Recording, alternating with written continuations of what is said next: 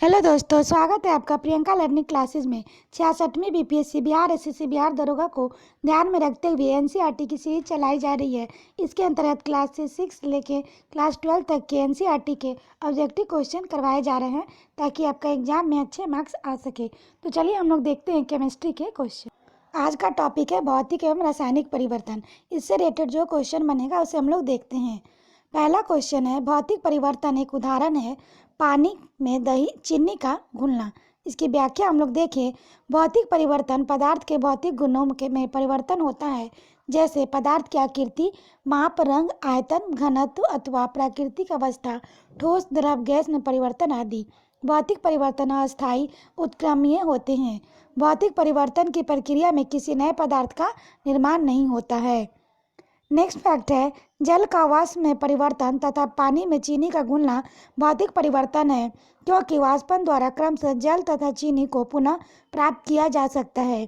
भौतिक परिवर्तन की प्रक्रिया में परिवर्तन करने वाले कारक को हटा देने पर उनमें भाग लेने वाला पदार्थ पुनः अपनी पूर्ववर्ती अवस्था में आ जाता है। नेक्स्ट क्वेश्चन है, ठोस कपूर से कपूर वाष्प बनाने की प्रक्रिया को कहते हैं तो ऊर्ध्वपातन कहते हैं। काफ़ी इंपॉर्टेंट क्वेश्चन है, एग्जाम में आता है, इसे ध्यान रखेंगे। इसकी व्याख्या है, कुछ ठोस पदार्थ ऐसे होते हैं जिन्हें गर्म करने पर वे द्रव अवस्था में परिवर्तित हुए बिना सीधे वाष्प में बदल जाते हैं और वाष्प को ठंडा करने पर पुनः सीधे ठोस अवस्था में आ जाते हैं। ऐसे पदार्थों को ऊर्ध्वपातन अथवा इस क्रिया को ऊर्ध्वपातन कहते हैं। इस विधि द्वारा कपूर, नेफ्थलीन और अमोनियम क्लोराइड आदि पदार्थ शुद्ध किए जाते हैं। नेक्स्ट क्वेश्चन है, निम्नलिखित में से कौन सा रासायनिक परिवर्तन का उदाहरण है? तो पहला है, इसका आंसर होगा दूध स्कंदन। इसकी व्याख्या है, सोडियम क्लोराइड का क्रिस्टलीय एवं बर्फ का गलना भौतिक परिवर्तन के उदाहरण, क्योंकि इनमें पदार्थों की भौतिक अवस्था में परिवर्तन होता है, न कि रासायनिक संरचना में। जबकि दूध का स्कंदन, लोहे में जंग लगना, दूध से दही बनना, कागज का जलना आदि रासायनिक परिवर्तन के उदाहरण है। नेक्स्ट क्वेश्चन है, निम्नलिखित में से कौन सा रासायनिक परिवर्तन का उदाहरण है? तो इसका आंसर होगा सब्जियों को पकाने पर उनका मुलायम हो जाना। इसकी व्याख्या है, रासायनिक परिवर्तन रासायनिक अभिक्रियाओं के परिणाम स्वरूप होते हैं, इसलिए इसमें शामिल यौगिकों अथवा तत्वों के परमाणु स्वयं पुनर्व्यवस्थित करके नए रासायनिक बंधों का निर्माण करते हैं। परिणाम स्वरूप भिन्न गुणों वाले नए पदार्थों का निर्माण होता है। रासायनिक परिवर्तन अस्थायी एवं अनुकरणीय होते हैं, अर्थात इसमें परिवर्तनकारी कारक को हटा देने पर उसमें भाग लेने वाले पदार्थ अपने पूर्ववर्ती अवस्था में नहीं आ पाते हैं। जैसे सब्जियों को पकाने पर उनका मुलायम हो जाना एक रासायनिक परिवर्तन है। पकी हुई सब्जियों को पुनः कच्ची सब्जियों के रूप में परिवर्तित नहीं किया जा सकता है। नेक्स्ट क्वेश्चन है, पाश्चुकरण एक प्रक्रिया है जिसमें दूध को पहले बहुत देर गर्म किया जाता है और एक निश्चित समय में अचानक ठंडा कर दिया जाता है। इसकी व्याख्या देखें। पाश्चुकरण एक ऐसी प्रक्रिया है जिसमें किसी खाद्य पदार्थ, सामान्यतः तरल पदार्थ को एक निश्चित तापमान पर निर्धारित समय तक गर्म करने के पश्चात तुरंत ठंडा कर लिया जाता है, जिसमें उसमें उपस्थित सूक्ष्म जीवाणु निष्क्रिय हो जाते हैं। इस विधि की खोज फ्रांसीसी जीव वैज्ञानिक लुईस पाश्चर ने वर्ष 1864 में की थी।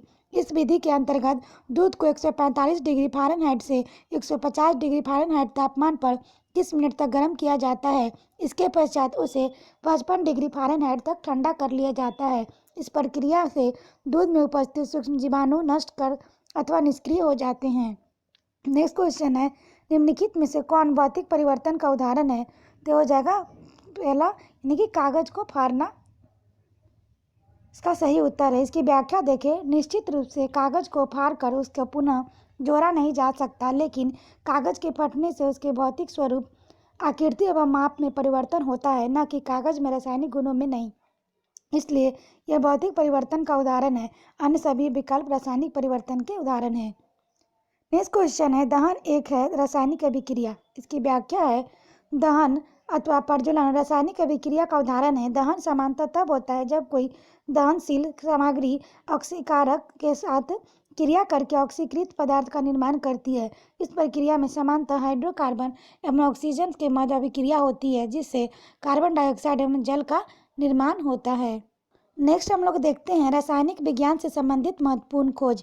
इलेक्ट्रॉन का J J Thomson, proton Goldstein, neutron J J Chadwick, meson Yukawa, प्रोजेस्ट्रॉन कार्ल एंडरसन, नाभिक रदरफोर्ड, परमाणु सिद्धांत जॉन डाल्टन, परमाणु क्रमांक मोसले, क्वांटम सिद्धांत मैक्स प्लैंक, आधुनिक आवर्त सारणी मोसले, रेडियो सक्रियता हेनरी बेकरल, आवर्त सारणी दिमित्री मेंडलीफ, द्रव्यमान संरक्षण नियम लेवेंजियर, सापेक्षता का सिद्धांत आइंस्टीन, द्रव्यमान ऊर्जा समीकरण आइंस्टीन, विद्युत अपघटन का नियम फैराडे, पीएच मानक्रम सोरेनसन,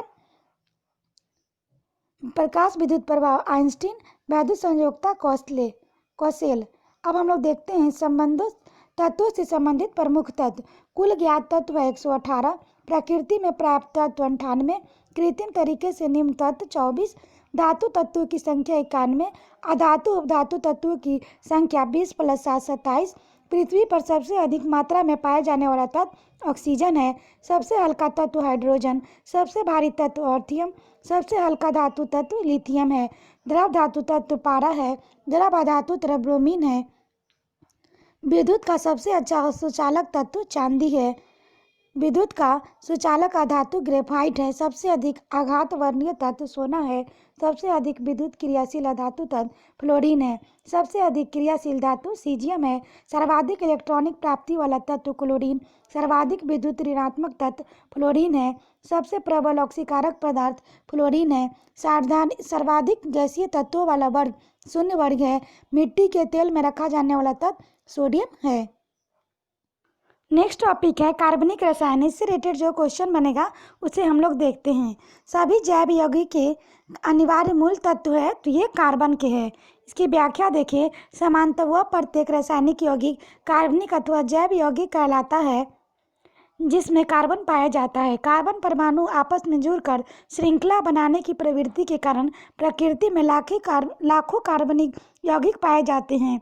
विश्व के सभी जैव पदार्थ कार्बनिक यौगिकों से निर्मित होते हैं।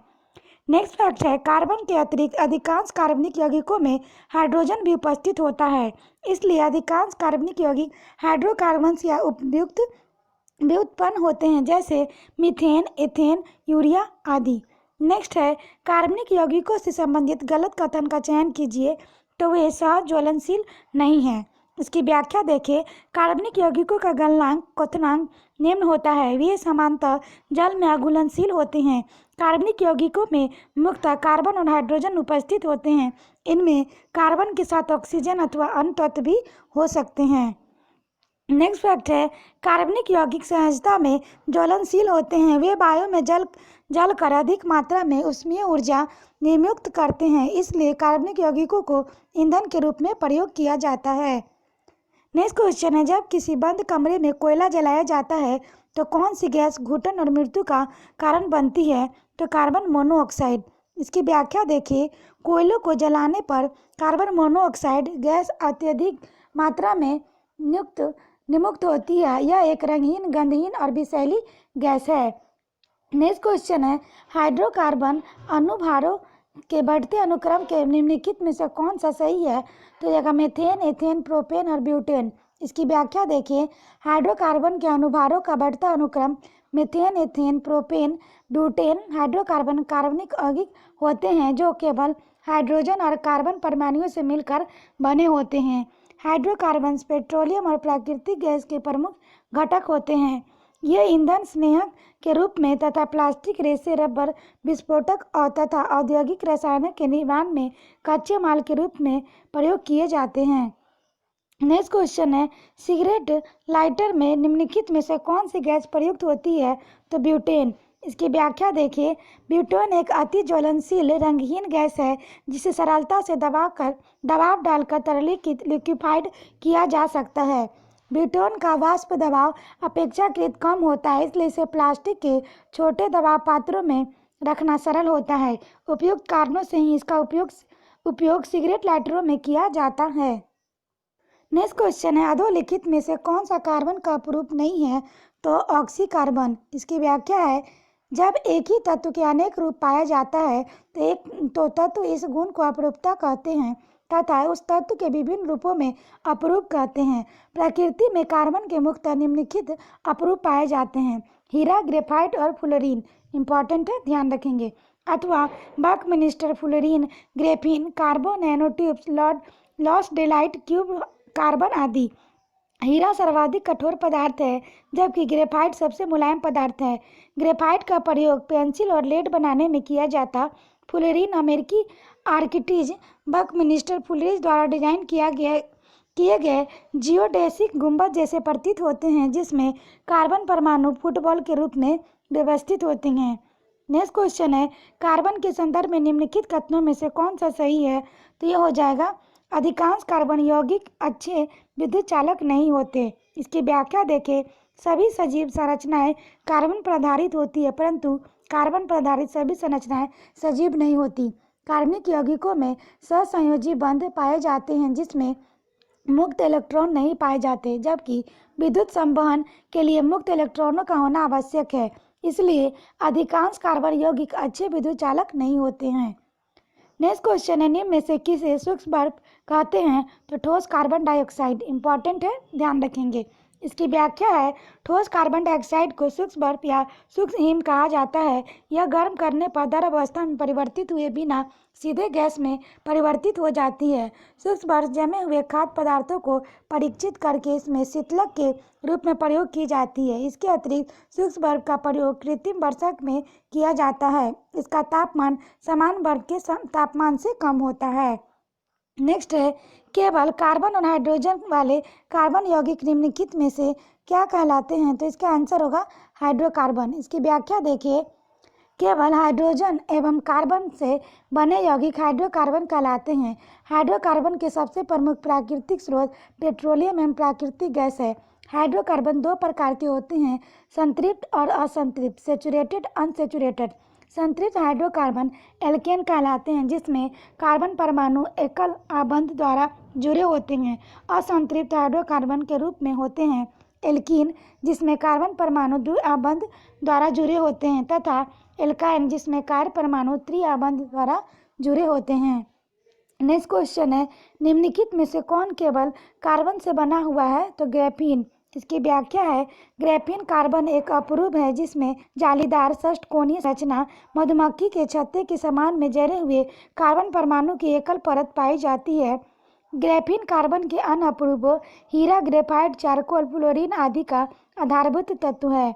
नेक्स्ट है, निम्नलिखित तत्व के समूह में से कौन सा एक पृथ्वी पर जीवन की उत्पत्ति के लिए मूलतः उत्तरदायी था? तो कार्बन, हाइड्रोजन, नाइट्रोजन। की व्याख्या है, जीव विज्ञानी जीवन के लिए जिन 6 पदार्थों को आवश्यक मानते हैं वे हैं carbon, hydrogen, nitrogen, oxygen, phosphorus और सल्फर। जीवन से जुड़े सभी आधारभूत संरचना प्रोटीन, न्यूक्लिक अम्ल, कार्बोहाइड्रेट, विटामिन, हार्मोन इत्यादि इन्हीं मूल्य तत्वों से बने होते हैं। नेक्स्ट है, भोपाल गैस त्रासदी निम्नलिखित में से किसके रिसाव के कारण हुई? तो मिसाइल आइसोसाइनेट। काफ़ी इंपॉर्टेंट क्वेश्चन है, ध्यान रखेंगे। इसकी व्याख्या है, भोपाल स्थित यूनियन कार्बाइड इंडियन लिमिटेड के कीटनाशक संयंत्र से मिथाइल आइसोसाइनाइड CH3NCO गैस के रिसाव 2 से 3 दिसंबर 1984 के कारण भोपाल गैस त्रासदी हुई। यह अत्यंत जहरीला गैस है जो कार्बोमेट कीटनाशकों के उत्पादन की प्रक्रिया में निर्मित होती है। आशा करते हैं आपको ये वीडियो पसंद आया होगा। रिवीजन के लिए 1-2 बार वीडियो को रिवीजन देख सकते हैं ताकि रिवीजन हो जाए। तो आज के लिए इतना है दोस्तों, फिर मिलते हैं नेक्स्ट वीडियो में। Thank you.